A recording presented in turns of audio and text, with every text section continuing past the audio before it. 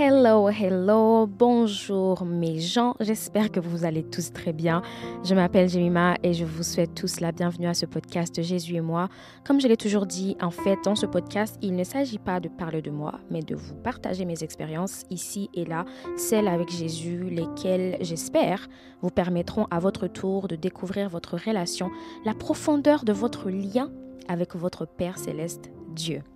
J'espère que vous avez eu un magnifique et merveilleux mois de mai. Déjà, le mois de juin est là et il est déjà à son milieu. Mais dites-moi, ok, quelqu'un, dites-moi, où passe le temps?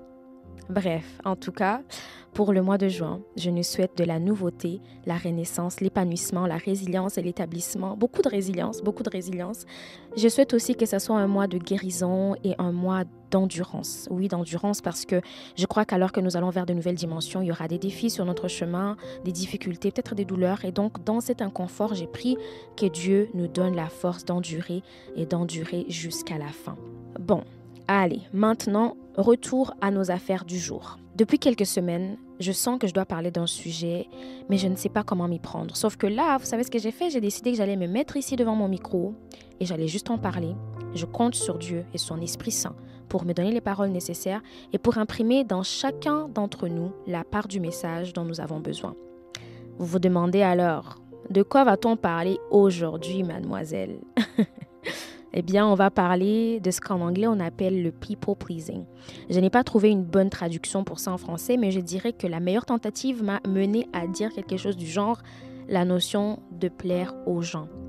Cette affaire est devenue, selon mes observations, il n'y a aucune étude scientifique qui prouve ça, mais selon mes observations, c'est devenu pour nous un mode de vie.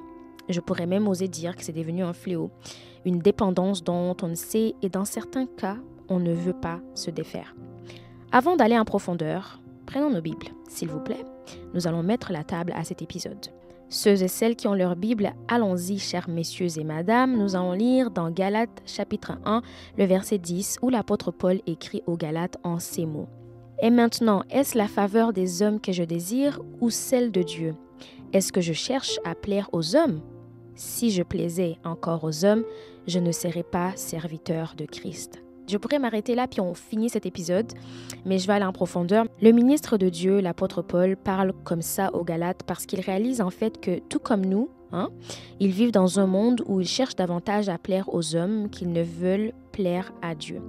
Selon moi, il nous est devenu naturel de plaire aux gens encore plus dans le siècle d'aujourd'hui parce que l'être humain a encore plus évolué. Et que c'est devenu très facile pour nous de plaire plus aux hommes qu'on ne veut plaire à Dieu. Et nous arrivons même parfois, selon mon constat, et d'ailleurs à ma grande surprise, un choc total, nous arrivons à le justifier avec la parole de Dieu. Je ne sais pas comment on fait, mais on y arrive. Pour les hommes, nous serions prêts à des choses inimaginables. Mais quand il s'agit de Dieu et notre relation avec lui, nous sortons toujours nos cartes joker. Toujours. On fait tout envers les hommes pour éviter de perdre des relations, des faveurs, la compagnie, la renommée, la réputation, un tuyau, des ressources, nommez ce que vous voulez. Mais on ne ferait pas tout ça. On ne ferait pas l'impossible pour éviter de perdre notre relation avec Dieu. C'est triste.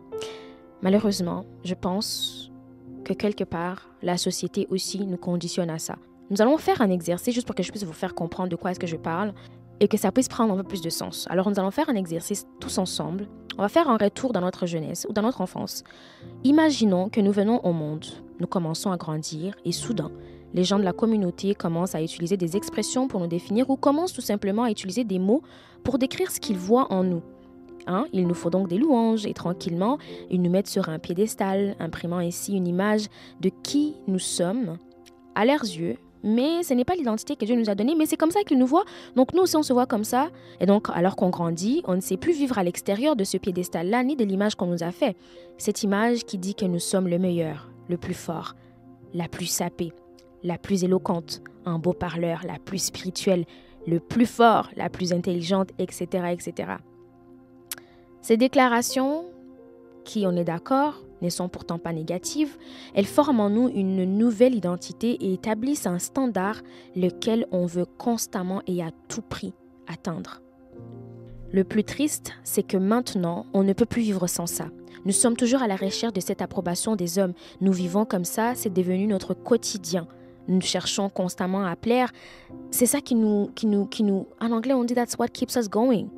Donc, quand les gens nous applaudissent, quand les gens nous félicitent, quand les gens réalisent ce qu'on a fait, quand ils nous complimentent, quand ils nous louent, nous élèvent, là, on sent qu'on vit bien, on sent qu'on a accompli quelque chose. Mais quand ils ne le font pas, quand ils sont calmes, ils ne remarquent rien, ils ne nous complimentent pas, alors là, on s'effondre, on s'abat ou on a l'impression d'avoir échoué notre vie, ce qui est encore bien triste. Mais vous savez quoi? Gloire soit à Dieu qui nous sort de l'obscurité à son admirable lumière. Et comme vous savez que je partage toujours mes expériences, je vais vous dire que pour moi, je veux le dire avec toute transparence, je pense que j'ai vécu toute ma vie en train de plaire aux gens autour de moi, en train d'essayer de satisfaire justement aux standards auxquels on m'a placé, en train d'essayer de satisfaire à cette identité qu'on a fait de moi et surtout que je ne quitte pas le piédestal sur lequel on m'a placé jusqu'au jour où, un jour, une veille de mon anniversaire, Dieu est venu me voir et il m'a dit « Jem, ça suffit. Tu arrêtes. Quand vivras-tu enfin pour moi? Je t'ai créé pour que tu vives pour moi, pas pour ton amoureux, pas pour ta communauté, pas pour tes parents, pas tes amis, ni tes patrons, surtout, mais surtout pas pour toi. Je t'ai créé pour moi. » Ces paroles m'ont tellement percé le cœur et j'ai réalisé que c'était la façon la plus douce que Dieu pouvait me dire « Je t'aime ». C'était la lettre d'amour la plus claire et nette que Dieu pouvait me faire. Parce qu'en ce moment-là, je vous assure que j'ai réalisé que j'avais un choix. Soit je changeais sur le point, juste là et à ce moment-là, pour éviter de perdre la personne la plus importante de ma vie, Jésus-Christ. Bon, vous connaissez déjà la suite, n'est-ce pas? Je suis encore en train d'y travailler, mais j'ai dû réaliser qu'il était temps que quelque chose change dans ma vie. Et j'aimerais juste attirer votre attention sur le fait que Dieu a insisté lorsqu'il m'a parlé en me disant « Surtout, je ne t'ai pas créé pour toi, pour que tu vives pour toi. » Vous savez pourquoi? Parce que nous vivons dans une société qui aujourd'hui encourage beaucoup le « il faut vivre pour soi ». Mais on ne vit pas pour nous-mêmes. Dieu, dans son admirable bonté, dans son admirable amour pour nous, il est en train de nous ramener à la base. Et il veut qu'on comprenne une parole précieuse. Cette parole se trouve dans le livre de Romains, au chapitre 14, le verset 8, et il dit ceci. « Donc si je vis pour Christ, et si je meurs pour Christ. Alors que nous vivions ou que nous mourions, nous appartenons au Seigneur. Dans tout ce que nous faisons, nous sommes à Dieu, à personne d'autre. Il n'y a personne donc qui peut nous dire comment est-ce qu'on doit vivre notre vie. En vrai, il n'y a que Dieu qui peut le faire. Bon, il y a des gens qui ne seront pas d'accord avec moi. Certainement, il y a des nuances à faire. Mais ce que je veux dire, c'est qu'en gros, c'est Dieu qui nous a créés et il nous a créés pour vivre pour sa gloire et nous devons retourner à cette base-là de vivre pour lui. Avant que je ne puisse commencer à chuter, j'aimerais juste partager avec vous 3 choses que j'ai fini par réaliser au sujet de ce concept de plaire aux gens. Premièrement, vivre en plaisant aux gens, c'est souvent vivre dans la manipulation. On manipule les gens, on manipule les émotions, on manipule les événements pour que les choses restent d'une certaine manière, restent dans ces standards-là qui a été déjà préétabli. La deuxième chose, vivre en plaisant aux gens, c'est vivre dans l'hypocrisie. C'est dans ces circonstances-là qu'on devient comme les pharisiens. Vous savez, les gens qui disent des choses qu'ils ne pensent pas, qui ne parlent que du bout des lèvres, mais pas de la profondeur du cœur. Et c'est comme ça qu'on devient quand on plaît aux gens. C'est hypocrite, pas seulement envers Dieu, mais aussi envers nous-mêmes. Et finalement, quand on vit pour plaire aux gens, on est quelqu'un de mensonger. On plaît, pas parce que ça nous plaît de plaire, on plaît parce qu'on veut retenir, parce qu'on veut préserver un certain décorum. Et bien souvent, on fait ça par le mensonge. Je sais à quel point c'est dur, tout ce que je suis en train de dire. Je sais à quel point c'est dur de ne pas faire attention aux applaudissements des gens et de faire la vie sans leurs paroles validatrices, leur exaltation, etc. Mais c'est possible parce que la parole de Dieu nous rappelle que nous pouvons tout faire par celui qui nous fait quoi? Qui nous fortifie. Bon, là, il faut vraiment que je commence à arrêter. Mais avant de quitter, permettez-moi de prier pour nous, de prier que Dieu continue à nous révéler, à se manifester à nous montrer la réalité et à nous aider à pouvoir cesser de vivre la vie qui plaît aux autres mais qui lui plaît à lui. Si vous êtes prêts, j'aimerais bien faire la prière. On va fermer nos yeux, incliner nos têtes et je vais prier. Père éternel, je te dis merci pour ta grâce. Seigneur, merci pour ton amour, merci pour cette parole aujourd'hui.